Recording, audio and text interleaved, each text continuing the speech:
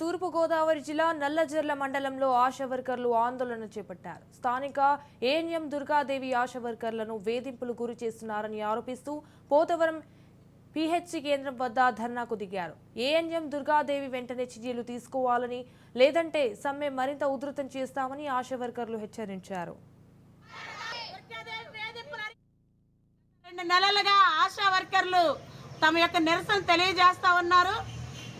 ANM Durgadevi Pothavaram 2లో పనిచేస్తూ ఉంది. సచివాలయం వ్యవస్థ ద్వారా వచ్చినటువంటి ఈమె ఆశా వర్కర్లు 4.5 సంవత్సరాలుగా వేధిస్తూ ఉంది.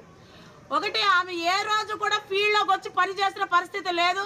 ఎంసీపీ కార్డులు రాయడం, డెలివరీలు, ఏఎన్సీలు, పిఎన్సీలు అన్నీ కూడా ఆశా వర్కర్లే చూసుకున్నారు. కనీసం ఒక ఐరిస్ పేషెంట్ని కూడా ఏనాడు విజిట్ చేసిన పరిస్థితి లేదు.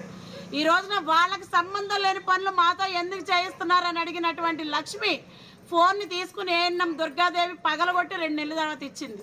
ఈ విషయాల గురించి మాట్లాడుతుంటే వ్యక్తిగతంగా ఈవిడికి సంబంధించినటువంటి గాంధీ అనే వ్యక్తి వచ్చి మా ఇంటికి వచ్చి నన్ను బెదిరించిన పరిస్థితి ఉంది.